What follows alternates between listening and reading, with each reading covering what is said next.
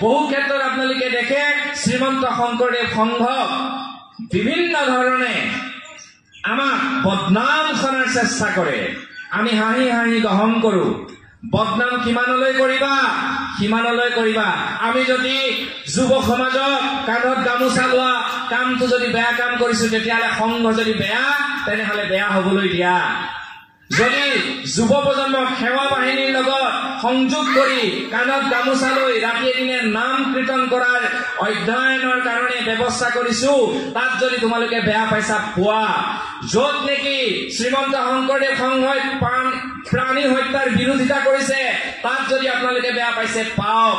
শংকৰদেৱ সংঘই কোনো কাৰণতে তাৰ মাত নিদিয়ে। শংকৰদেৱ সংঘই কি শিকাইছে? আজি অলপ সময়ৰ আগত যি আই মাতৃ সমাৰোহ হল, কি সুন্দৰভাৱে আইসকলক লৈ হল, হয়নে? ক'ত এনেকুৱা অনুষ্ঠান আছে মোক দেখুৱাই দিয়ক, য'ত ভাগে ভাগে ইমান সুন্দৰভাৱে আলোচনা হয় ধৰ্মৰ কথা। কোনটো অনুষ্ঠান আছে মোক দেখুৱাওক। একমাত্ৰ অনুষ্ঠান হৈছে শ্ৰীমন্ত শংকৰদেৱ সংঘ, য'ত আইসকলৰ বাবে বেলেগকৈ, শিশুসকলৰ কাৰণে বেলেগকৈ, যুৱকসকলৰ কাৰণে বেলেগকৈ এটা নিৰ্ধাৰিত পৰিকল্পিত সাংঘাতিক ধৰণৰ গঠনমূলক চিন্তাধাৰাৰে আমি এখন সমাজ সৃষ্টি কৰিছো। এই সমাজখন আমি ধৰি ৰাখিব লাগিব, যুৱ প্ৰজন্মই ধৰি ৰাখিব লাগিব।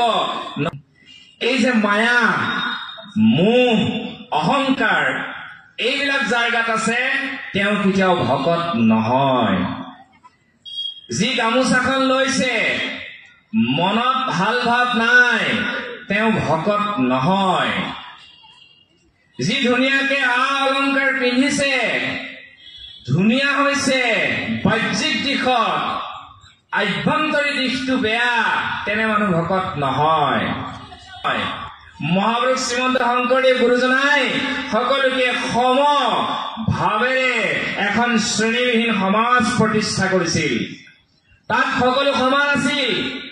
ধৰ্মই এক কৰে, ধৰ্মই ভাগ ভাগ নকৰে, ধৰ্মই বিদ্বেষ ভাৱ সৃষ্টি নকৰে, ধৰ্মই শান্তি। এনেকৈ আজি নলবাৰীত যেনেকৈ আমি ভকত বৈষ্ণৱসকল বহি আছো, এনেকৈ সুন্দৰতাৰ ভাৱ সৃষ্টি কৰে মহাপুৰুষ শ্ৰীমন্ত শংকৰদেৱ গুৰুজনাই। বৰগীত ৰচনা কৰিলে, নাটক ৰচনা কৰিলে, ৰচনা কৰি এখন সুস্থ শ্ৰেণীবিহীন সমাজ প্ৰতিষ্ঠা কৰিছে। আজি যে মই এইটো পিন্ধি আছো, এইটো পিন্ধি থকা অৰুণাচলৰ এগৰাকী ভগ্নীয়ে দিছে, সেইকাৰণে এইটো পিন্ধি আহিছো। আমি সমন্বয়, জাতিৰ প্ৰতি মৰম আমি সৃষ্টি কৰিছো। আমি মানে মই নহয়, আপুনি নহয়, আমি আদৰ্শটোহে প্ৰচাৰ কৰি আছো। এয়া কোনে কৈ থৈ গৈছিল? কোনে কৈ থৈ গৈছিল? মহাপুৰুষ শ্ৰীমন্ত শংকৰদেৱ গুৰুজনাই কৈ থৈ গৈছিল।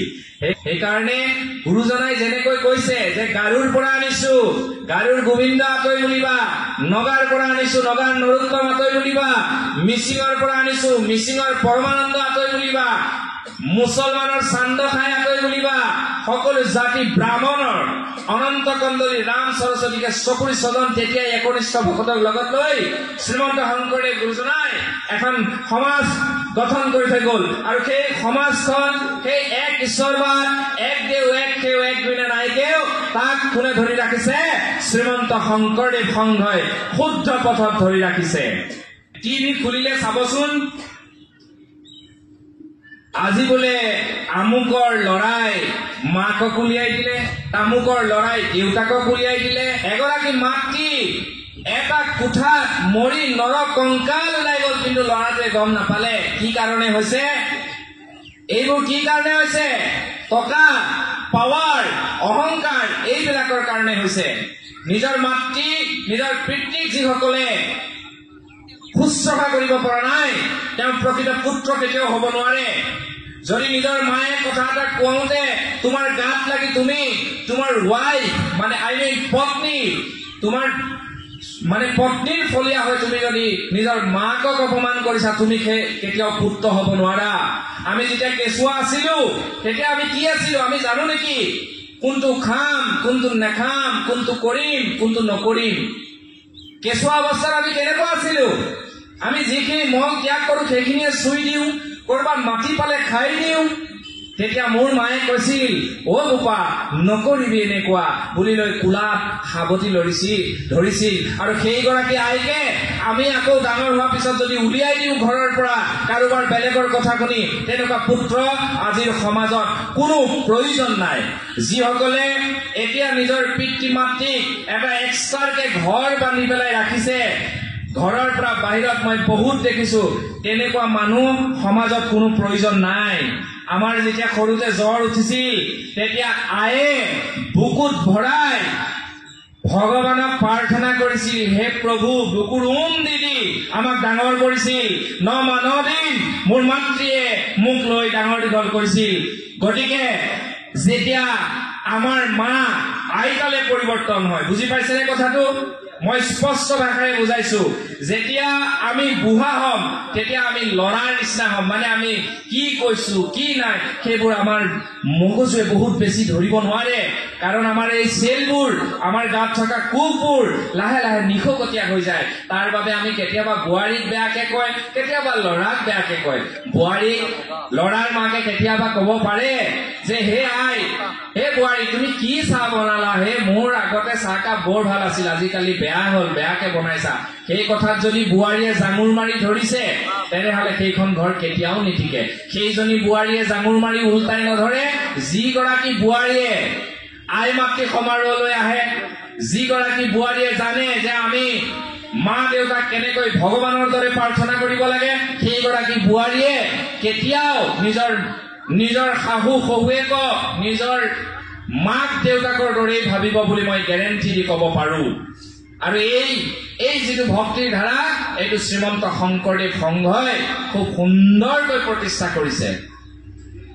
গতিকে শ্ৰীমন্ত শংকৰদেৱ সংঘৰ অনুষ্ঠান হোৱাৰ পাছত 2 কোটি 3 কোটি টকাৰ কিতাপ বিক্ৰী হোৱাৰ ৰেকৰ্ড আছে। কিন্তু আমুক অনুষ্ঠান গল বোলে সুৰা কিমান বিক্ৰী হল? 3 কোটি 40 লাখ সুৰা বিক্ৰী হল। গতিকে শংকৰদেৱ সংঘই কিতাপ বিক্ৰী কৰিছে, শংকৰদেৱ সংঘই মানুহক গাখীৰ খুৱাবলৈ, বলৱান হবলৈ শিকাইছে। শংকৰদেৱ সংঘই বিভিন্ন ঠাইত যুৱক যুৱতীসকলক লৈ উন্নয়নমূলক আঁচনি গঠন কৰিবলৈ শিকাইছে। গতিকে শ্ৰীমন্ত শংকৰদেৱ সংঘৰ যি আদৰ্শ, এই আদৰ্শ আমাৰ অসম মুলুকত আৰু সুপৰিকল্পিতভাৱে প্ৰচাৰ প্ৰসাৰত আমাৰ যুৱ সমাজে দায়িত্ব ল'ব লাগিব। এই বাবাই সমস্ত লালসা মায়া, এই মায়া মোহৰ পৰা আঁতৰিবৰ কাৰণেই আমি ভক্তি ভাৱটো আমাৰ ইয়াত সৃষ্টি কৰিব লাগে। ময়ো ডেকা হৈ আছো, ময়ো ফুৰিবলৈ যাওঁ, ময়ো জিন্সৰ লং পেণ্ট পিন্ধো, কিন্তু এটা কথা জানো, এজন অসমীয়া হিচাপে মই কেতিয়া ধুতি পিন্ধিব লাগিব, কেতিয়া পাঞ্জাবী পিন্ধিব লাগিব, কেতিয়া মই গামোচা ল'ব লাগিব। এই বাবাই সমস্ত অলপ দিনৰ আগত যোৰহাটত নিজৰ মাতৃ এটা ৰুমত পৰি গেলি গল। ল'ৰা ছোৱালীয়ে বোলে বাহিৰত চাকৰি কৰি আছে।